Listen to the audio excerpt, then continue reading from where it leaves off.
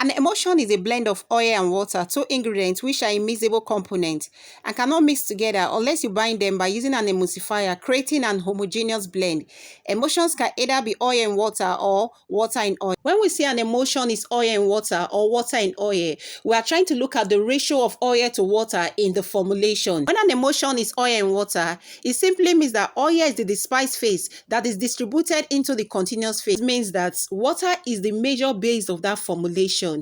Oil is a smaller percentage in that formulation. That's why it's called oil and water. Water is like the vehicle that is carrying the formulation, while the oil is just a small drop. A good example of an oil and water emulsion is a body lotion. When you talk about body lotion, you discover that water carry a percentage of about 70 to 80%, while other ingredients are used in smaller portions. Lotion is a good example of an oil in water formulation. Why water in oil is like a reversal of oil in water. When an emulsion is water in oil, water is the dispersed phase that is distributed into the continuous phase. An example is an emulsified butter. When you look at an emulsified butter, you discover that we have a larger percentage of butters and oil in the formulation, unlike lotion and body milk. These are some examples of emulsions. We have lotions, creams, moisturizers, conditioners such as leave-in conditioner, deep conditioner, instant conditioner, body milk, emulsified butter, and some other hydrating and moisturizing cosmetic products. Now that I've gotten a brief understanding of what emulsions are, we are going to look at how to formulate a stable emulsion, which is our focus in this video today. We'll begin by looking at what a stable emulsion means. A stable emulsion simply means an emulsion that does not experience phase separation. A stable emulsion is an emulsion that retains the integrity of each ingredient used in the formulation all through the shelf life of that product. It means that your lotion does not separate. Lotion does not lose its coloration. There is no microbial growth in your formulation before the expiry date. Credibility of all your ingredients used in the formulation are intact throughout the shelf life of that product. You cannot successfully create a stable emulsions if you don't have the right knowledge and if you don't know the right step to follow in your emulsion. First thing to note when you are creating an emulsion is to write a stable formula. Your formula is the determinant of the shelf life of your product. Your formula is a determinant of whether there will be separation in your emulsion or not.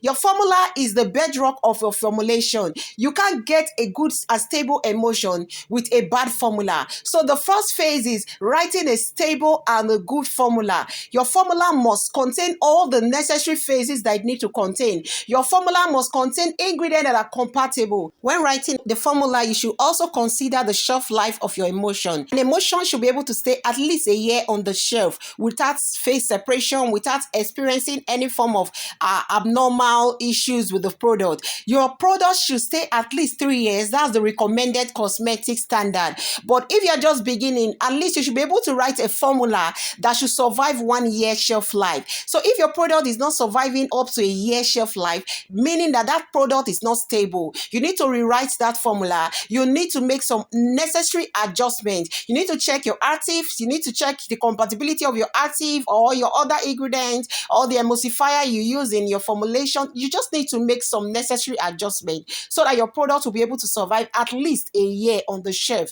without going bad. Another thing you need to take note of when writing your formula, you need to know your why. Why are you creating the product? Are you creating the product for a person that have acne? Are you creating the product for hyperpigmentation? Are you creating the product for dandruff? What is your why for creating that product? Those are things that you need to put into consideration. And if you've not watched my video on how to write a formula from scratch and know your usage rate, kindly check out those 2 videos. They will give you a clue on how to write your formula from scratch and how to understand the usage rate of each ingredient. So you need to know why you are creating the product. That will also help you to create a stable and an effective product. Another thing that you need to note when writing your formula for a stable cosmetic formulation, you need to research the compatibility of each ingredient you are using in your formulation. You need to know whether the products are compatible. The ingredients you are using in the formulation, will they be able to blend together? Will they be able to survive together without separation? I remember as a beginner formulator, know, there was a time I formulated an emulsion, and after some days, it went through a phase separation. I was confused. I really didn't know what went wrong until I had to study what I added. I discovered that some of the ingredients did not blend together. They are not compatible. I had to sit down and rewrite the formula and make all the necessary adjustments before I could get a stable emulsion. Another thing you need to take note of is to adhere to the dermal limits of each ingredient. You need to know the dermal limit of each ingredient you're using, and you should not exceed it, especially when you're dealing with actives. Do not try to add more than the manufacturer's recommended usage rate because you want to get fast action. You want the product to just work and do the work automatically, because you'll be harming yourself and you are also harming your customers. The manufacturers that attach a usage rate to each ingredient knows that it will be effective at that usage rate. Do not try to use more than the recommended usage rate. Adhere to the dermal limit of each ingredient you are using in your formulation. That is another way to get stable emulsion. So whatever you are formulating, even if it's not an emulsion, always adhere to the usage rate. It will save you a lot of issues. It will save even your customers a lot of issue. Another thing you need to take note of is to follow the phasing orderly. You know, when you are formulating emulsion, you have 3 phases. You have the water phase, the oil phase, and the cool down phase. Each phase has an important role to play in your formulation. Do not try to swap one for another. The ingredient that should go in the cool down phase, do not try to add them in the water phase. The ingredient that should be added to the water phase should not be added to the oil phase. These ingredients should be separated in phases. Phasing your work will make your work orderly. It will help you also create a stable and an effective product. If you've not watched my previous video on usage rate, kindly check out this video. It will help you to understand your ingredient usage rate and the importance of phasing in your formulation. Always adhere to the phasing. Ingredient that should be in the water phase should be added at the water phase. Ingredient that should be in the oil phase should be added in the oil phase. Your cool down phase ingredients should be added at the cool down phase. Always try to follow your phasing orderly. In that way, your product will be stable because you'll be more organized, because your product is phased. So unnecessary errors will not come in. You will not forget any ingredient that you were supposed to add that you've not added. So learn to phase your work and follow the phasing orderly. Another important thing is to follow the standard heat temperature when heating your formulation. When you are heating the water phase, the oil phase, always try to follow the 70 to 80 degrees Celsius. Do not exceed it and do not go below it. Following that standard temperature will help to keep your formula also stable, because the heat at that stage will help to kill those microbes and help your product to be more stable. When it comes to the cool down phase ingredient, make sure you don't add your product at a temperature that is too high or at a temperature that is too low.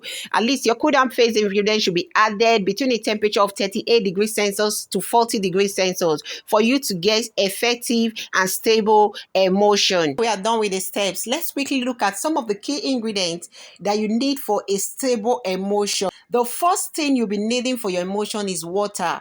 Water serves as a base because you are formulating hydrous product and not an anhydrous product. So water is like a base in your hydrous product. You need water. You can decide to add hydrosols, floral water, but water is the key ingredient that you need in your emulsion, most especially if you are formulating oil in water emulsion. Water typically takes up to 70 to 80% of your formulation. The percentage of water becomes reduced when you are formulating water in oil formulations, such as emulsified body butter, hair cream. So water is a determinant when it comes to how thick or thin your emulsion is. More water means a thinner emulsion like lotion, and when you use a lesser percentage, that means you are going to get something that is thicker like a body butter or a hair cream. Use either the still water or deionized water. Your tap water contains minerals that can tamper with the stability of your final product. Another key ingredient you'll be needing in your formulation are humectants such as vegetable glycerin,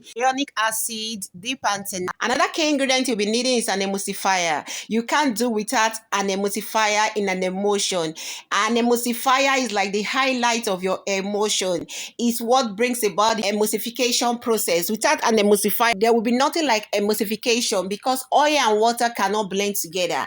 Emulsifier is what is joining them together. So emulsifier is a key when it comes to emulsion. Your choice of emulsifier will also determine the consistency of your emulsion. It will determine how thin or how thick your emulsion will come out. It will determine the feel of your emulsion on your skin. Another key ingredient you'll be needing are core emulsifiers.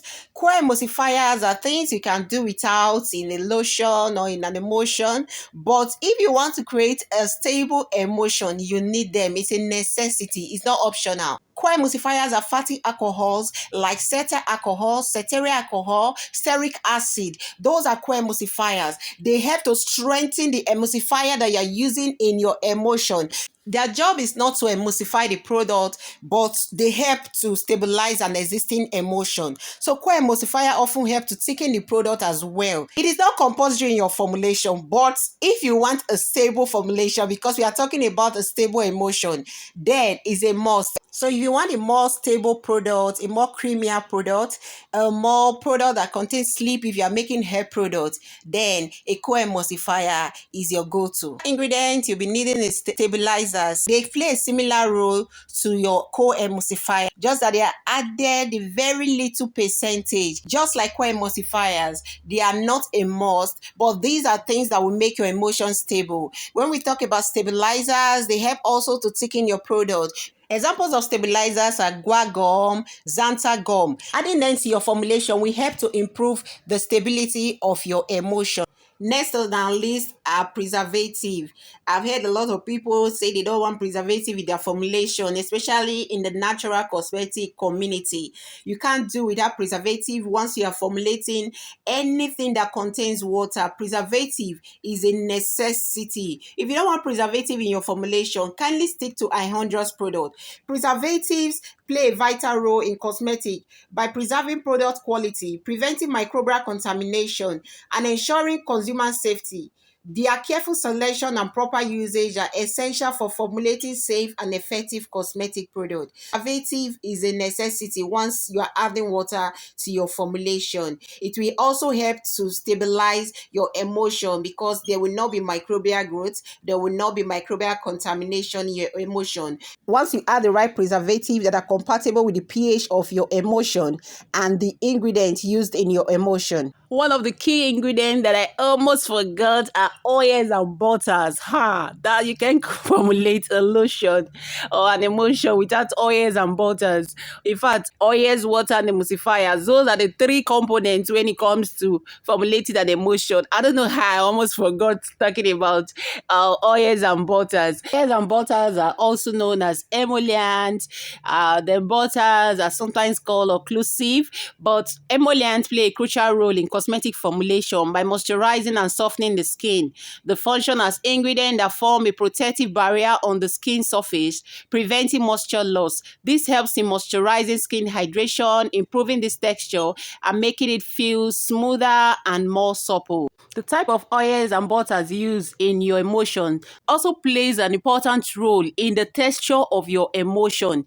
You can make emulsion with a wide range of oils and butters. Whichever one you choose depends on your why, on the consistency, and it depends on the benefit you are trying to get from your formulation. The higher the percentage of oil in your emulsion, the thicker it and heavier it becomes. So always take that into consideration when you're writing your formula. When you're attaching percentage to your oil phase, the more the oils and the butters used in your formulation, the heavier, the greasier, and the thicker your emulsion will come out. Antioxidant helps to preserve the integrity of the oils used in your formulation. They help to slow down the rancidity of oils and butters in your formulation. Antioxidants also help to protect skin cells from damage and aging and may improve skin texture and appearance. So it is also very important in our emulsions. It will help to keep our oils and our butters from going rancid. These are another category of ingredients. They are added extra. They are not so so important. They are important in your formulation, but there are things that you can do without if you are just formulating a basic lotion. There are things that you don't really need in a basic lotion. These are things that improve the aesthetic look of your formulation, the feel on your skin and everything, and the function they play. So we talk about colors, adding colors will beautify your emotion and looking more attractive. Botanical extracts will play some roles in your skin or your hair. Aromatherapy will add good smell to your formulation, because some people can't stand the smell of herbal extracts. Some people can't stand the smell of natural cosmetics. So they need something like fragrance, essential oils. Those are things that will improve your emotions. That is why I didn't add them to the key ingredients in your formulation, because there are things that you can do without if you are formulating a basic lotion. Then you talk about actives.